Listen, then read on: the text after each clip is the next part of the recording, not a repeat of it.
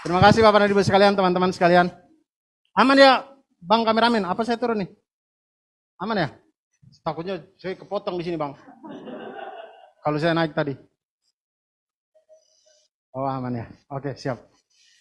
Baik Bapak dan Ibu sekalian, teman-teman yang saya kasihi, Bapak Ibu di saya mau bilang di KPK tapi kayaknya sudah tidak ya. Mohon maaf. Mohon maaf. Bapak dan Ibu yang di luar KPK yang saya cintai juga. Saya buka aja ya. Saya stand up kalau ini napas sesak juga ya Allah. Ini karena saya sendiri nih ya. Jadi saya mau tegaskan dulu, jadi nama saya Abdul Arsyad. Buat yang mungkin belum tahu, nama saya Abdul Arsyad. Karena saya itu perlu bicara ini karena orang sering bilang saya Ari Kriting. Saya tampil capek-capek pulang-pulang orang tag-nya tag Ari Kriting. Saya bilang Ari Kriting lagi tidur, tidak ngapa-ngapain itu.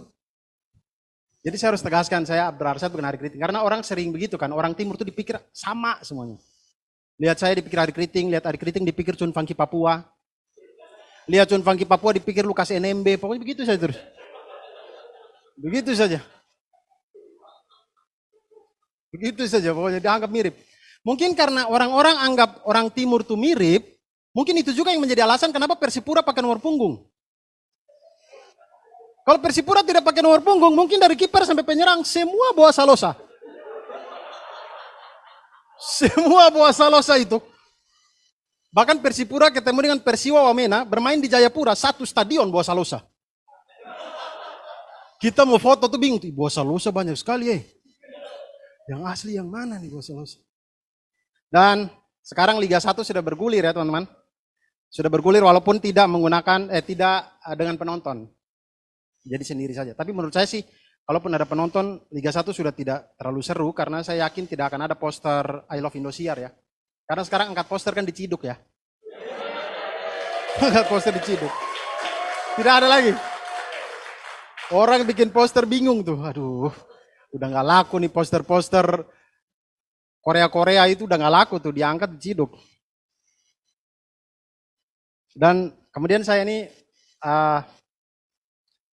juga punya beberapa teman perempuan yang masalah sama-sama ini ya. Mereka itu ada yang tipenya itu kalau ke acara, ke sebuah acara, kemudian menemukan orang yang bajunya sama. Ini tidak semua perempuan ya, jadi hanya beberapa saja. Kalau ke sebuah acara kemudian menemukan orang yang bajunya sama, itu mereka bete. Sepanjang acara tuh bete. Maksud saya, kau bayangkan dong perasaan kami. Kami orang timur ini mirip satu pulau. Dan kami santai aja gitu. Kenapa Anda cuma baju di satu acara Anda ini? Wih, kok kenapa bete? Hai, saya habis ke acara itu. Orang baju sama semua. Acara apa? Aksi Kamisan. Ya wajar. Di sana orang semua baju hitam. Kalau kau ke sana pakai baju putih lengan panjang, kok Jokowi.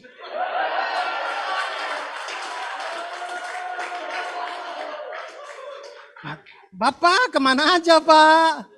Baru datang 7 tahun kami tunggu di sini Pak. Baru muncul Bapak. Dan saya beberapa minggu terakhir ini, bukan beberapa minggu, mungkin 2 minggu atau seminggu yang lalu, saya lupa tanggal pastinya, saya mengikuti live YouTube tes CPNS 2021. Ya, saya tidak tahu kenapa, saya ikut saja karena tidak tahu bikin apa kan. Karena kita ini 1,5 tahun kayaknya lebih, kita kerjakan nonton saja di rumah. Mau ngapain lagi? Jadi saya nonton lah live YouTube tes CPNS 2021. Dan saya tidak tahu apakah ini baru tahun ini atau sudah dari tahun-tahun sebelumnya, saya tidak tahu. Tapi saya sangat respect setinggi-tingginya kepada BKN yang bisa membuat tes CPNS begitu transparan. Kita itu, setiap peserta itu kita bisa lihat skornya. Naik turun, setiap dia kerjakan soal tuh, kita lihat tuh, naik turun. Sudah seperti kita lihat layarnya Bursa Efek Indonesia. Pergerakan saham tuh, tinggal tunggu aja tes CPNS masuk ke aplikasi trading gitu. Kayaknya bisa sih, kayaknya bisa. Itu mulai dari skornya ada TWK, tes wawasan kebangsaan, kemudian TIU, tes intelijensia umum, kemudian TKP, tes karakteristik pribadi. Ini skor kumulatif maksimal dari 3 ini 550. Saya nonton, ada peserta yang dapat 20.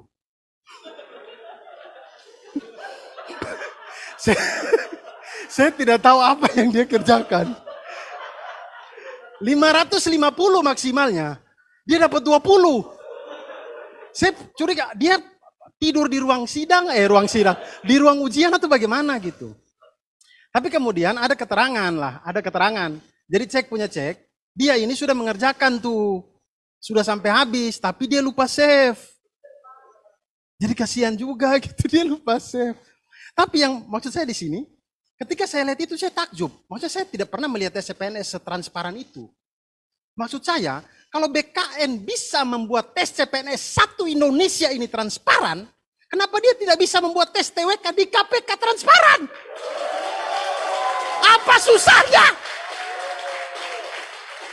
Satu Indonesia dia bisa bikin, ada 33 link di YouTube. Semuanya KPK satu kantor kecil itu. Kenapa tidak bisa?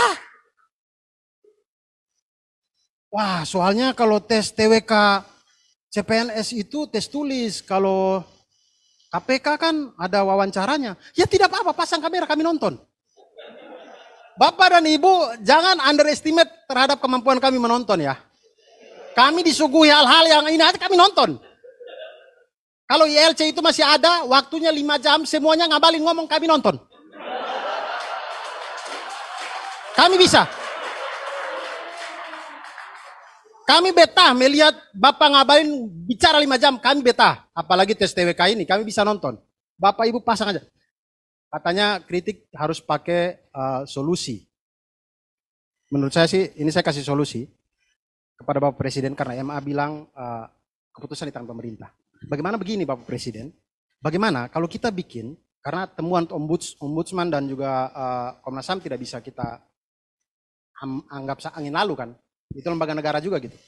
Bagaimana kalau kita bikin tes TWK ulang, tapi live YouTube? Live YouTube, pasang kamera kami nonton. Menurut saya itu paling adil. Itu paling adil. Karena tes CPNS saja bisa. Tes TWK tentu bisa. Bikin yang ulang, 57 orang ini kita bikin tes TWK ulang, live YouTube. Kami semua bisa nonton. Jadi kalaupun ada yang tidak lulus, oke kami terima. Karena kami udah lihat prosesnya. Dan saya yakin seru sekali sih. Misal tes TWK KPK itu live, saya akan menunggu momen-momen Tata Khairiyah ditanya.